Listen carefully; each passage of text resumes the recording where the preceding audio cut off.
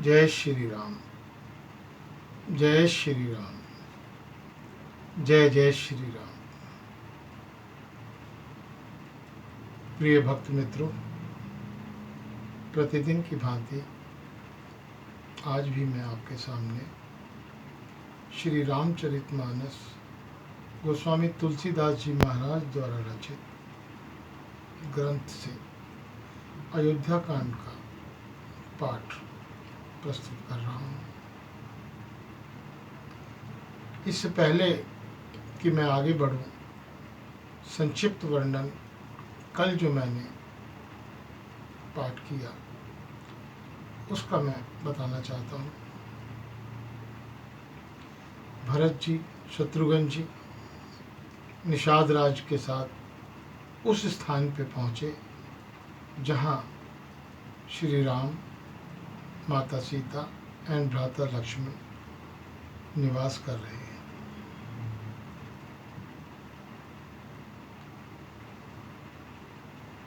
जैसे ही भरत ने देखा कि श्री रामचंद्र जी से लक्ष्मण जी बात कर रहे हैं, वो दौड़कर दंडवत प्रणाम कर लेट गए। भ्राता लक्ष्मण ने उनकी आवाज़ से उन्हें पहचान लिया और उन्हें उठाया और गले से लगाया। और इसके पश्चात ज्यों ही उन्होंने बताया कि प्रभु भ्राता भरत आपसे मिलने आए, श्री रामचंद्र जी को अपनी सुध-बुध भूल गई और वे दौड़कर, कहीं उनका धनुष गिर रहा है, कहीं बाण गिर रहे हैं, और भरत से मिलने उनके गले मिले। उसके पश्चात भरत ने माता सीता से आशीर्वाद लिया, शत्रुघ्न ने उनसे आशीर्वाद लिया और सभी मुनीश्वर जो वहाँ उस समय उपस्थित थे बहुत ही हर्षित हुए। लेकिन ये सब देखकर जो देवता लोग थे उन्हें चिंता हो गई कि कहीं ऐसा ना हो कि भरत जी सचमुच ही श्री रामचंद्र जी को वापस अयोध्या ले जाएं। लेकिन बृहस्पति जी ने उन्हें समझाया कि आप धीरज रखिए, प्रभु श्री राम जिस कार्य के लिए आए हैं वे अवश्य पूरा करेंगे। अब उसके आगे का वर्णन। नाथ साथ मुनिनोद के मातु सकल पुर लोग, सेवक सेनप सचिव सब आए विकल वियोग। हे नाथ, मुनिनाथ वशिष्ठ के साथ सब माताएं, नगर निवासी, सेवक, सेनापति, मंत्री सब आपके वियोग से व्याकुल होकर आए हैं। ये सब भरत ने श्री रामचंद्र जी को बताया। गुरु का आगमन सुनकर शील के समुद्र श्री रामचंद्र जी ने सीता जी के पास शत्रुघ्न जी को रख दिया और वे परम वीर, धर्म धुरंधर, दीन दयालु श्री राम जी उसी समय वेग के साथ चल पड़े। गुरु जी के दर्शन करके लक्ष्मण जी सहित प्रभु श्री राम जी के प्रेम में भर गए और दंडवत प्रणाम करने लगे। मुनिश्रेष्ठ वशिष्ठ जी ने दौड़कर उन्हें हृदय से लगा लिया और प्रेम में उमंग कर वे दोनों भाइयों से मिले।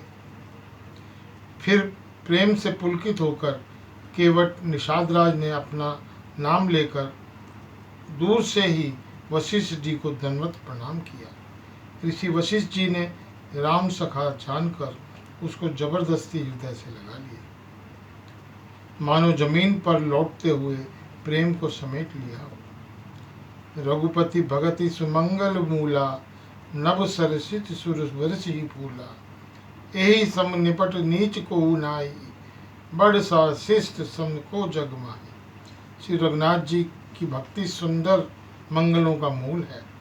इस प्रकार कहकर सराहना करते हुए देवता आकाश से फूल बरसाने लगे। वे कहने लगे, जगत में इसके समान सर्वथा नीच कोई नहीं और वशिष्ठ के समान बड़ा कोई नहीं। जिस निषाद को देखकर मुनिराज वशिष्ठ जी लक्ष्मण जी से भी अधिक उससे आनंदित होकर मिले, यह सब सीतापति श्री राम जी के भजन का प्रत्यक्ष प्रताप और प्रभाव है। दया की खान सुजान भगवान श्री राम जी ने सब लोगों को दुखी जाना, तब वे तो जिस भाव से मिलने का अभिलाषी था उसका बस उसी प्रकार से रुख रखते हुए उनकी रुचि के अनुसार वे सबसे मिले। उन्होंने लक्ष्मण सहित पल भर में सब किसी से मिलकर उनके दुख और कठिन संताप को दूर कर दिया। श्री रामचंद्र जी के लिए यह कोई बड़ी बात नहीं है। जैसे करोड़ों घड़ों में एक ही सूर्य की पृथक पृथक छाया प्रतिबिंब एक साथ ही दिखती है, उसी प्रकार श्री रामचंद्र जी की छाया प्रत्येक व्यक्ति जो अयोध्या से आया है वो उनको उसी प्रकार मिले। समस्त पुरवासी प्रेम में उमंग केवट से मिलकर उसके भाग्य की सराहना करते हैं। श्री रामचंद्र जी ने सब माताओं को दुखी देखा, मानो सुंदर लताओं की पंक्तियों को पाला मार गया हो। सबसे पहले श्री रामचंद्र जी कैकेयी से मिले। अपने सरल स्वभाव तथा भक्ति से उनकी बुद्धि को तर कर दिया। फिर चरणों में गिरकर काल कर्म और विधाता के सिरदोष मढ़कर श्री रामचंद्र जी ने उनकी संतावना दी। फिर रघुनाथ जी सब माताओं से मिले। उन्होंने सबको समझा बुझाकर संतोष कराया कि हे माता, जगत ईश्वर के अधीन है, किसी को भी दोष नहीं देना चाहिए। फिर दोनों भाइयों ने ब्राह्मणों की स्त्रियों जो भरत जी के साथ आई थी, गुरु जी की पत्नी अरुंधति जी के चरणों की वंदना की और उन सब का गंगा जी तथा गौरी जी के समान सम्मान किया। वे सब आनंदित होकर कौशल वाणी से आशीर्वाद देने लगे। तब दोनों भाई पैर पकड़कर सुमित्रा जी की गोद में जा चिपटे, मानो किसी अत्यंत दरिद्र को संपत्ति से भेंट हो गई हो। फिर दोनों भाई माता कौशल्या जी के चरणों में गिर पड़े। प्रेम के मारे उनके सारे अंग शिथिल हैं।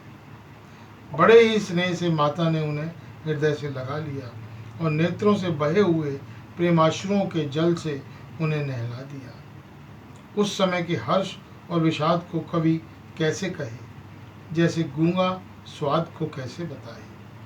रघुनाथ जी ने छोटे भाई लक्ष्मण जी सहित माता कौशल्या से मिलकर गुरु से कहा कि आश्रम पर पधारिए।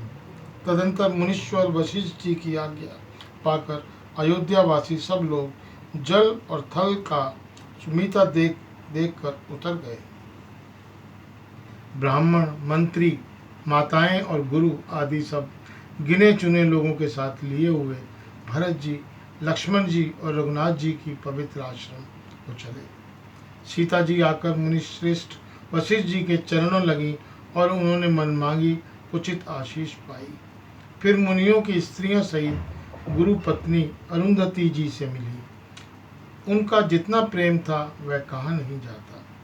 सीता जी ने सभी के चरणों की अलग अलग वंदना करके अपने हृदय को प्रिय लगने वाले आशीर्वाद पाए। जब सुकुमारी सीता जी ने सब सासुओं को देखा तब उन्होंने सहम कर अपनी आंखें बंद कर ली। सासुओं की बुरी दशा देखकर उन्हें ऐसा प्रतीत हुआ मानो राज सिंहासनियों को बाघिन के वश पड़ गई। मन में सोचने लगी, कुचाली विधाता ने क्या कर डाला।